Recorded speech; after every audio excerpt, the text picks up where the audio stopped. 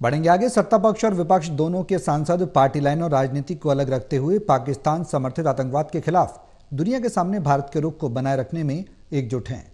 सरकार इस महीने के अंत में पहलगाम आतंकी हमले और ऑपरेशन सिंदूर के बाद आतंकवाद के खिलाफ शून्य सहनशीलता यानी कि जीरो टॉलरेंस भारत के संदेशों को लोगों तक पहुंचाने के लिए संयुक्त राष्ट्र सुरक्षा परिषद के सदस्यों सहित कई देशों में 7 सर्वदलीय प्रतिनिधिमंडल भेजेगी।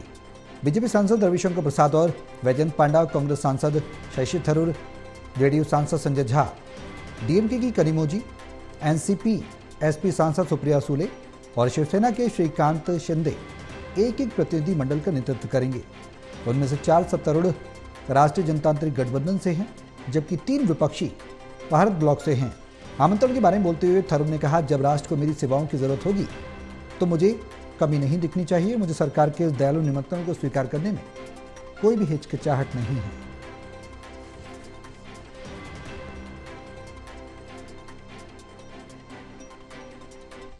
एक बहुत ही महत्वपूर्ण और गर्व की बात है कि प्रधानमंत्री जी ने ये जो एक डेलीगेशन लीड करने का मुझे भी मौका दिया है।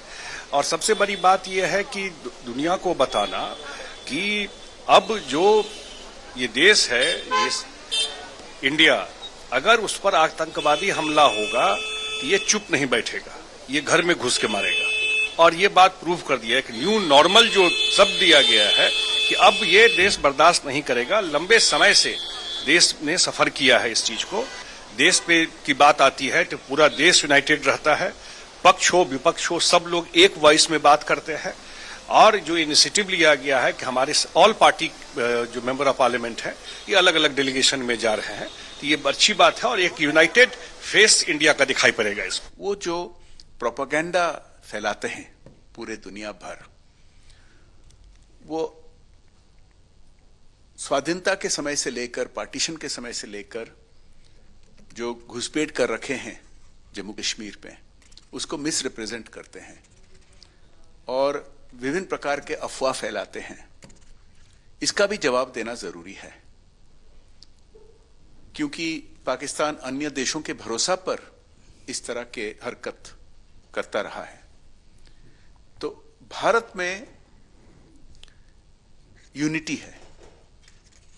भारत में हम सरकार में हैं या हम अपोजिशन में हैं, इसमें कोई फर्क नहीं पड़ता है। भारत के हिफाजत के लिए, देश के हित में हम सब एक स्वर में बोले हैं। पूरा दुनिया इसको देखा है।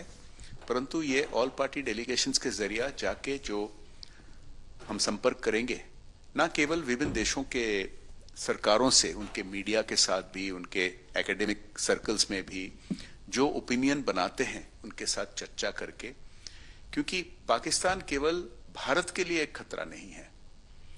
जिस तरह उसामा बिन लादेन वहां छुपा के रखे थे, मिला गया, ऐसे कई सारे जो रिकॉग्नाइज्ड टेररिस्ट हैं, आतंकवादी हैं, वो उनको आश्रय दे पाते हैं क्योंकि विभिन्न देशों का फोकस नहीं रहता है इस इशू पर। और ये आउटरीच जो है ये जरूरी है, क्योंकि केवल जो हमला हुआ और उसका जवाब दिया गया वो तो सबसे इंपॉर्टेंट रहा है,